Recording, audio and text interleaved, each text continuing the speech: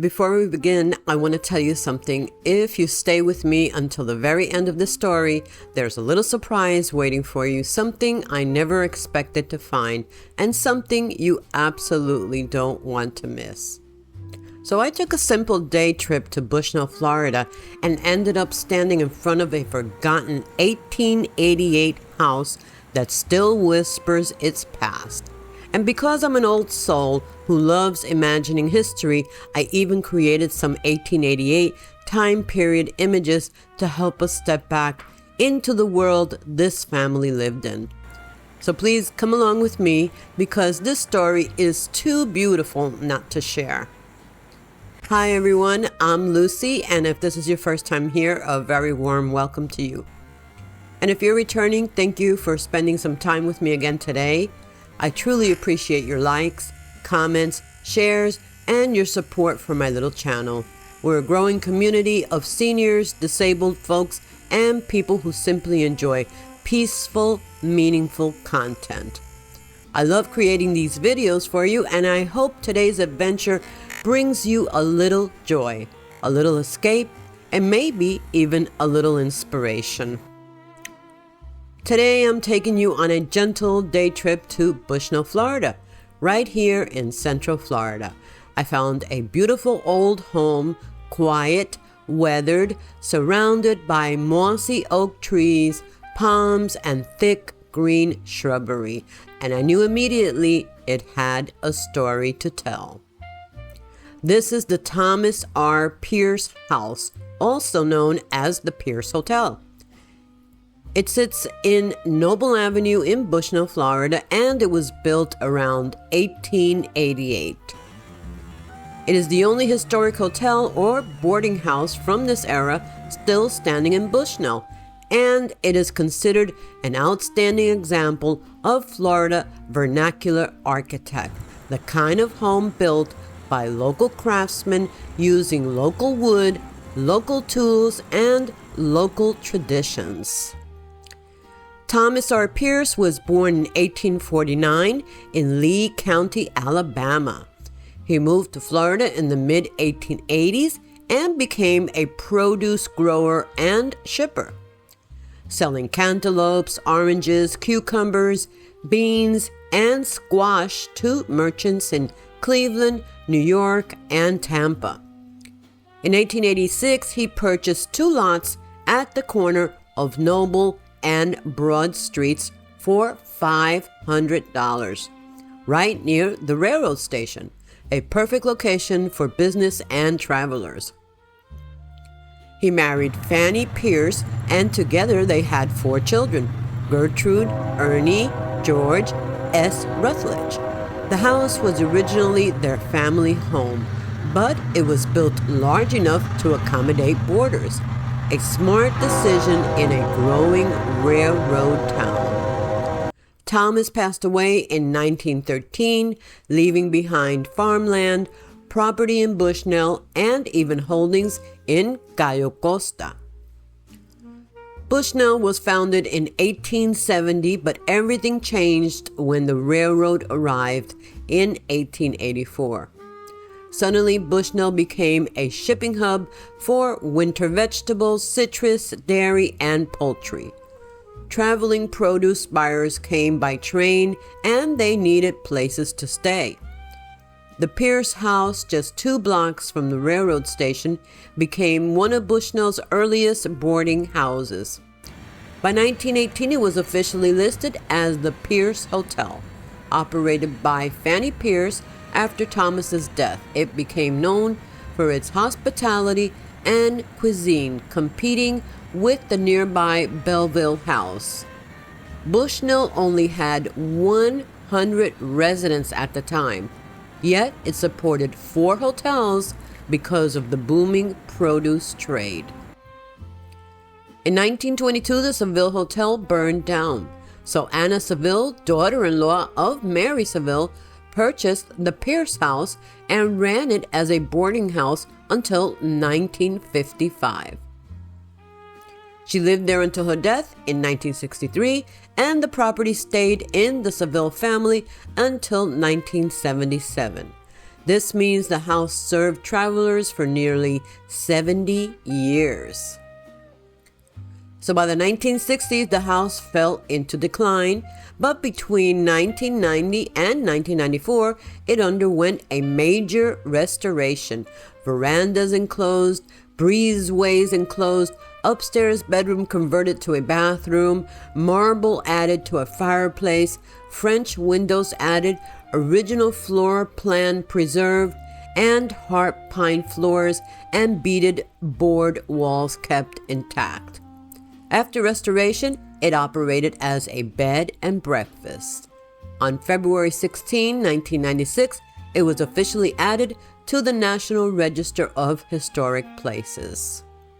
As of 2024, the house is vacant, but still standing proudly, still full of history, still whispering stories from long ago. Now, before we continue, I want to share something personal. I created several 1888 time period images, not because they are exact replicas, but because I wanted to imagine what the Pierce house, the family, the borders, the block, and the town must have looked like back then. I personally love historic homes. I love imagining the past, and I love wondering. What were the people like? How did they live? What did their days look like? What was the town like before cars, electricity, and paved roads? I guess I'm just an old soul because I find so much peace in looking at old houses and imagining the world they came from. These images help bring the story to life. They help us step back into 1888. They help us feel connected to the people who lived there long before us. As I stood outside the Pierce house, I felt something peaceful. The oak moss swayed gently, the palms rustled, and the old wood of the house seemed to breathe. This home has seen farmers, travelers, produce buyers, railroad workers, families, and generations of Floridians. It has survived freezes, hurricanes, economic changes, and time itself. And now it stands quietly, a reminder of a world long gone. And now here's the surprise I promised you. After exploring the house, I discovered something unexpected, something that made me stop, smile, and feel deeply connected to the past and to this house. Here I present to you what seems to be the guardian of this house, or at least of the garden, maybe guarding food, maybe guarding babies, maybe guarding a family, but definitely was annoyed that I was all the way on the outside of the property taking these images. So I thought that was adorable. I thought it was cute. Who knows, right? So many questions unanswered still. So here's a question for you. Before you go, I want to ask you something. If you could step back into 1888 for just one day, what would you want to see?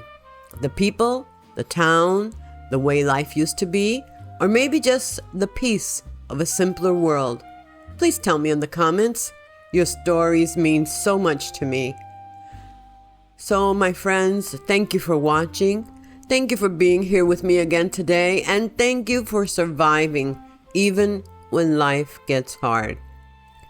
Please come back and join me in my next adventure. I love creating these videos for you, and I hope to see you again soon. Take care, God bless, and I'll see you on the next one.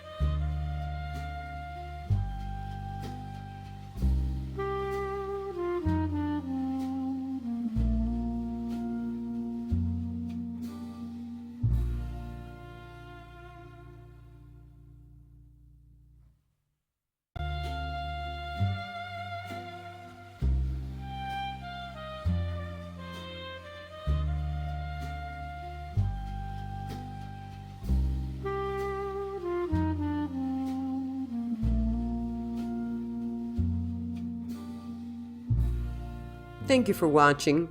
I hope you enjoyed this video, and if you did, I would greatly appreciate it if you would please kindly give me a like, comment below, share with others, subscribe to my channel, and click the notification bell to be alerted of every time I upload a new video.